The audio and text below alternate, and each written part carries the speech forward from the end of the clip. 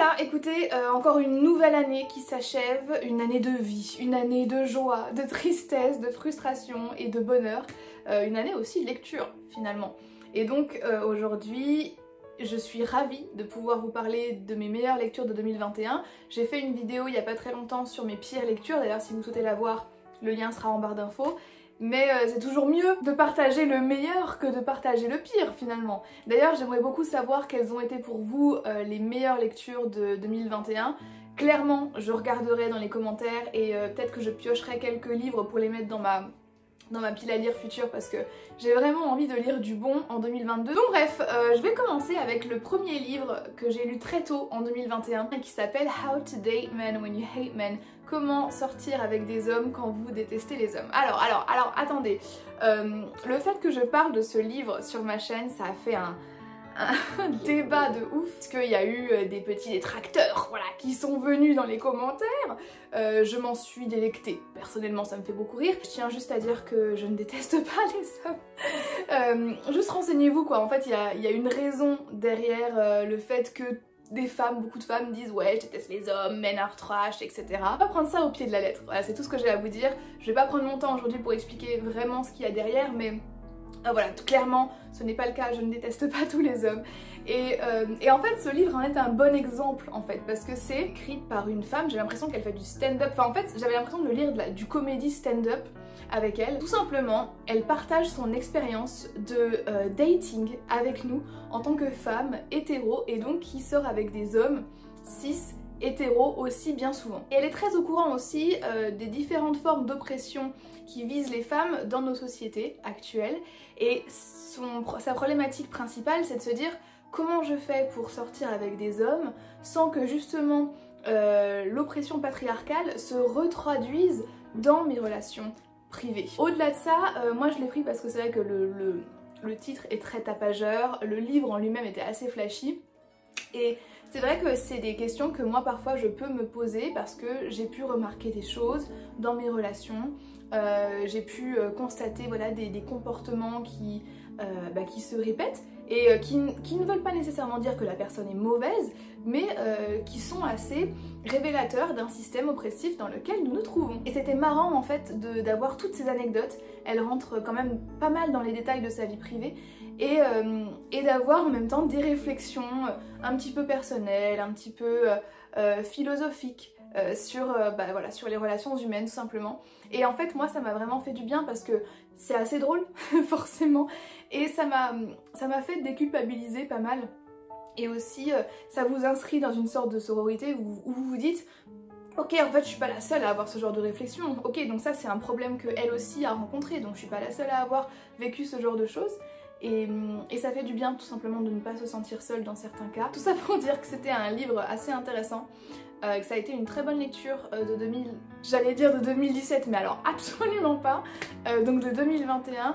Pas un coup de cœur, voilà, typiquement pas un coup de cœur, mais si vous parlez l'anglais, si vous lisez l'anglais, en sachant que c'est vraiment pas compliqué, clairement je vous le conseille, il est sympa. Autre bonne lecture de l'année 2021 qui a été également aussi une surprise parce que je m'attendais pas à aimer ce livre. En 2021 j'ai lancé un petit concept de vidéo que je vais d'ailleurs continuer en 2022 qui est je lis du young adulte pendant 3 mois ou je ne lis que du young adulte pendant 3 mois ou 2 mois je sais plus et en fait j'avais fait une sélection de livres à partir des recommandations que vous m'aviez données sur Instagram, donc n'hésitez pas à venir me suivre si c'est pas le cas parce que j'interagis beaucoup avec vous là-dessus. Et donc il y a pas mal de livres qui sont revenus, dont celui-là qui est L'année de grâce. Je sais que c'est un livre qui n'a pas fait l'unanimité, d'ailleurs il y a une personne pas très longtemps qui m'a envoyé un message sur Instagram en me disant que ça avait été une de ses pires lectures de 2021, donc clairement prenez ce que je vais dire avec des pincettes. J'ai trouvé que c'était un livre assez intéressant qui parle de féminisme de manière relativement grossière mais quand même qui en parle, donc je salue ça, et qui a réussi à avoir mon intérêt. Alors on est dans une sorte de communauté qui vit reclus un peu dans les bois et cette communauté a une tradition qui est dédiée pour les femmes et qui consiste à envoyer les jeunes filles qui ont, je crois c'est 17-18 ans ou peut-être 16 ans, donc l'année de grâce, à les envoyer dans un endroit de la forêt où elles doivent rester 1 an, elles vivent entre elles, il se passe quelque chose là-bas. Et quand elles reviennent, elles sont prêtes à être mariées par les hommes, etc. Cette communauté a aussi une croyance qui est que les femmes ont en elles quelque chose de profondément maléfique et mauvais et presque magique qui veut que les hommes sont attirés par elles et que les hommes perdent la raison en leur présence et donc justement les envoyer dans la forêt pendant un an dans les bois dans une cabane, bah forcément ça enlève toute la magie et ça permet de les purifier. Et donc nous on va suivre justement une protagoniste qui est moyennement chaude en fait à participer à ce genre de choses, mais qui n'a pas trop le choix et on va la suivre donc pendant un an dans cette forêt et pendant son année de grâce. C'est un livre qui est parfois un peu violent si je me rappelle bien. Il y a eu des passages où j'avais un peu peur pour la protagoniste, où je savais pas trop ce qui allait se passer. Il y a quand même pas mal de suspense et c'est ce qui a fait que j'ai lu le livre relativement rapidement. Il y a une petite romance. Personnellement ça ne m'a pas du tout dérangée. J'ai trouvé ça allez, sympathique, pourquoi pas. Et le petit reproche que j'avais fait au livre, c'était que le rythme de la fin était mal géré parce que on a effectivement un livre qui se déroule, une narration qui se déroule en fait sur quasiment un an et à la fin tout est précipité, on a des réponses à plein de questions et il y a tout plein de choses qui se passent. Donc voilà, c'est juste le rythme qui était mal géré, mais sinon j'avais trouvé l'histoire plutôt sympa. Ça avait été le livre que j'avais préféré lire justement pour cette vidéo et je lui avais quand même mis un 17. Donc écoutez, si vous voulez vous lire un livre young adulte qui parle justement de féminisme et puis justement qui en fait utilise des choses sociétales que l'on vit aujourd'hui et qui se passent dans notre vie actuelle sous forme de dystopie, et donc du coup il y a une petite réflexion qui est engagée là-dessus, je vous le conseille. C'est clairement pas le pire livre young adulte problématique que j'ai lu de ma vie et c'était assez divertissant, donc pas mal. Jusque là en fait je vais vous présenter les livres de manière chronologique, c'est-à-dire la manière dont je les ai lus dans l'année, et en fait je me rends compte que c'est aussi de manière croissante puisque ça va du entre guillemets moins bon au meilleur, en sachant qu'ils sont, enfin, toutes les lectures sont bonnes, mais là les deux suivants que je vais vous présenter ça a été vraiment des coups de cœur, donc préparez-vous. Alors celui dont je vais vous parler maintenant, il s'agit du Trauma colonial de Karima Lazali. Et alors attendez, attendez, je sais que ça peut faire un peu peur parce que ça fait un petit peu universitaire, théorie, etc. Il faut savoir que c'est un livre que j'avais mis dans ma wishlist depuis quelques temps. Enfin en fait dès que je l'ai vu je me suis dit mon dieu je le veux. Et bien avant de faire des recherches dessus, je voulais le lire pour le plaisir. Peut-être que vous l'ignorez mais en fait je fais des recherches universitaires sur l'Afrique du Nord et plus particulièrement l'Algérie, et en ce moment je m'intéresse pas mal à la psychiatrie, etc. Et ce livre était tout indiqué et en fait ça a été tellement une révélation que je m'en suis servi 2 fois pour 2 cours différents cette année. Et il n'y a pas grand chose à dire, donc effectivement là on n'est pas du tout sur de la fiction, on est loin de l'année de grâce, on est sur un essai psychiatrique j'ai envie de dire. Donc en fait l'autrice est psychiatre et en fait ce qui l'a poussée à écrire ce livre c'est de constater certains traumas en fait chez ces patients algériens principalement qui justement sont reliés à la guerre d'Algérie d'une manière ou d'une autre. Étant donné qu'elle travaille à la fois à Alger et à la fois à Paris, elle a pu faire une sorte de différence avec les personnes qui n'ont pas vécu ce genre de traumatisme et les personnes qui ont vécu et continuent à vivre d'une manière ou d'une autre la colonialité.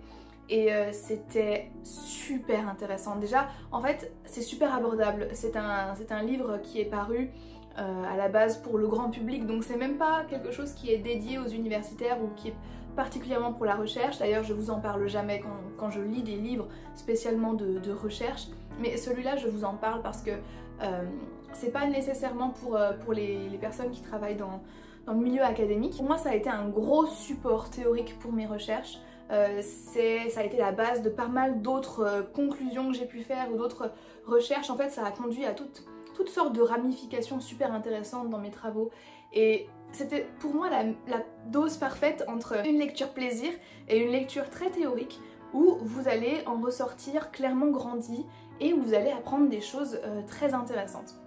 Je sais pas trop comment vous le vendre mieux celui-là, mais je l'ai lu, voilà, je l'ai lu 2 fois donc j'ai pu bien l'analyser.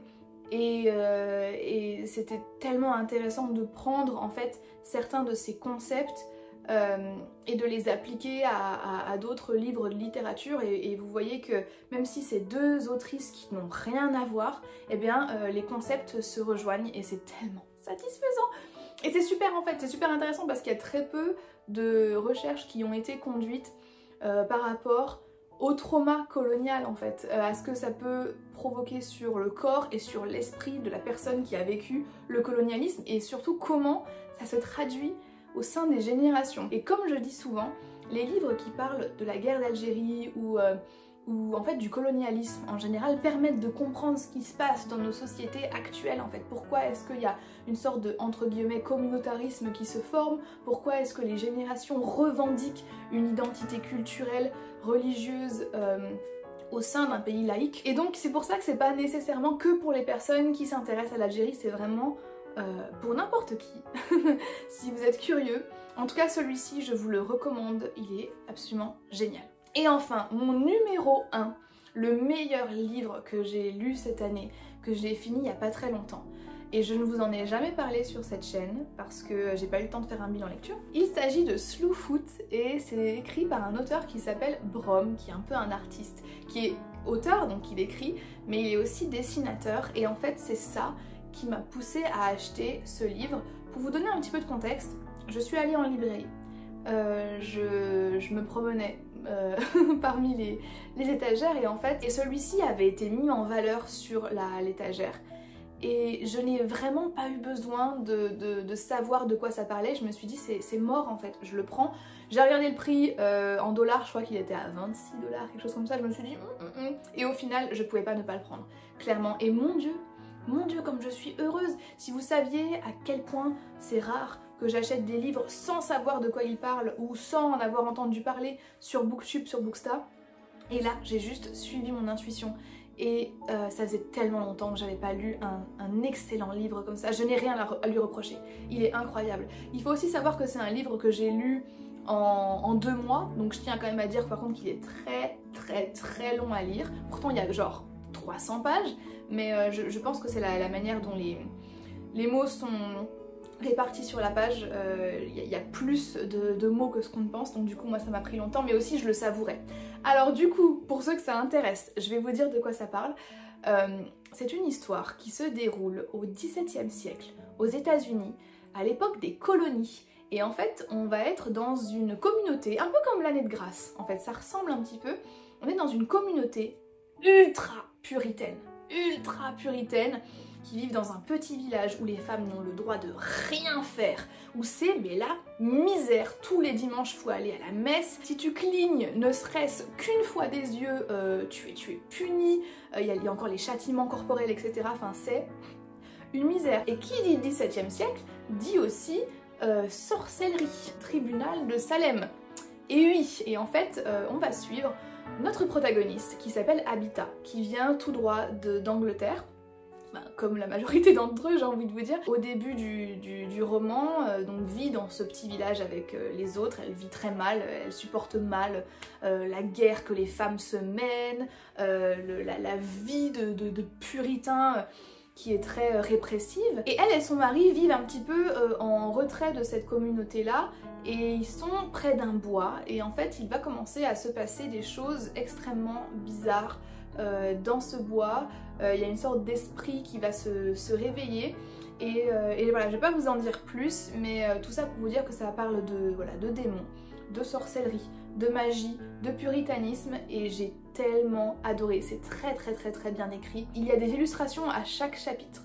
Et il y a au milieu du livre, je vais essayer de vous montrer parce que le livre est encore aux États-Unis, je ne l'ai pas ramené avec moi, mais au milieu il y a des pages vernies avec des illustrations de l'auteur qui sont incroyables. Et en fait moi ça m'a vraiment fait penser à une sorte de mélange de Edgar Allan Poe et de Tim Burton et de Benjamin Lacombe. Voilà, c'était tellement noir et sombre. Je tiens quand même à dire qu'il y a de la violence, surtout vers la fin. Il n'y a pas de violence sexuelle, mais il y a quand même de la violence. On est dans un contexte assez violent, hein.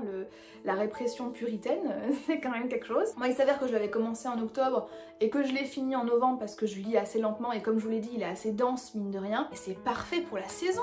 Sachez que ce truc, je vais vous le conseiller tous les ans jusqu'à ma mort. Enfin voilà, tout ça pour vous dire que j'ai été totalement bouleversée par cette histoire qui m'a transportée au XVIIe siècle. Je voyais la communauté, je voyais les paysages, je voyais l'ambiance. Et j'avoue que si déjà de base les sorcières de Salem, les tribunaux qui ont eu lieu à ce moment-là, tout ça, ça vous intéresse, mais allez-y. Celui-là, j'avais tellement hâte de vous en parler et je suis trop contente de pouvoir vous en parler aujourd'hui. Et voilà, c'est la fin de la vidéo de l'année. Je vous ai parlé de toutes les lectures que j'ai pu faire cette année et qui ont été soit des coups de cœur, soit de très très bonnes surprises. Je suis assez contente de mes lectures. Maintenant, je m'attends à plus de coups de cœur. D'ailleurs, je vais lire beaucoup plus en 2022. Et voilà, comme je vous ai dit, n'hésitez pas à partager avec moi vos meilleures lectures de l'année 2021. J'aimerais beaucoup voir ça dans les commentaires. Merci de m'avoir suivi encore une fois cette année. J'espère que vous serez toujours là l'année prochaine. Et moi, je vous dis à très bientôt dans une prochaine vidéo. Bye bye.